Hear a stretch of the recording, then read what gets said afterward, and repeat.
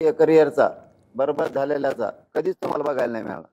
हो, कारण मराठ्याचे पोरं आता गप नाही बसू शकत. 2024ला कार्यक्रमात लावणार मराठ्याचे पोरं खानदानी अवलाद येते. तुम्हाला कळन मराठ्याचे पोरं काय चीज येत आता 2024ला. नाही ते 2-3 दिवसाच्या आत आमचे विषय सगळ्याची अंमलबजावणी करून टाका. राजकारण तुम्हाला लक लाभ. सरकारला 4 दिवस घेत आहे. 4 दिवसात मागण्या मान्य झाल्या नाही, तुम्ही राजकीय भूमिका घेणार? नाही, माझं उपोषण सुरू आहे. माझं उपोषण सुरू आहे. मी राजकीय स्टेटमेंटच करणार नाही. मी राजकीय कसलीच भाषा त्याने मला समोरून किती बोलले तरी मी त्याचं उत्तर देणार नाही. पण त्याच्यानंतर मग नीटच करणार.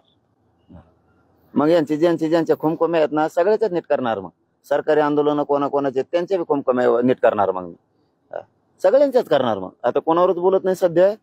सगळ्याचा हिशोब करतो.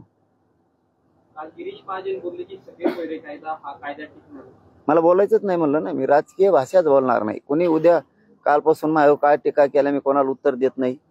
4-5 दिवस झाले मी एक शब्द सुद्धा वापरत नाही. एक सुद्धा. मी सरळ भूमिका ठेवलेली. आता आमच्या सगळ्या मागण्यांची अंमलबजावणी करा.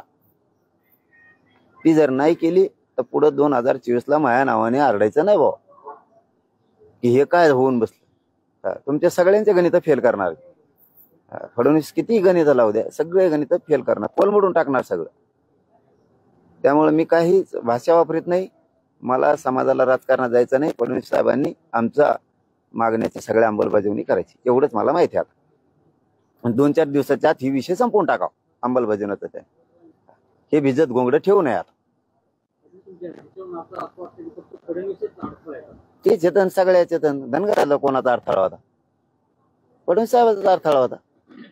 मुसलमानाच्या आरक्षणाला अडथळा तेच, दलिताच्या तेच, 12 बलुतेदाराच्या प्रश्नाला तेच अडथळा आहे, शेतकऱ्यांच्या प्रश्नाला तेच अडथळा आहे, गोरगरीब ओबीसीच्या प्रश्नाला तेच अडथळा आहे, मराठ्यांच्या प्रश्नाला तोच अडथळा आहे. चालकच ते आहे ना बाबा. जरी ते तुम्हाला दिसतंय हो, तुम्हाला दिसतंय उपसरपंच ते, पण सरपंचाचा काही उपयोग नाहीये. उपसरपंच सगळं आखितोय. सध्या उपसरपंच देवेंद्र फडणवीस आहे, पण सगळा कारभार हातात त्याच्या आहे.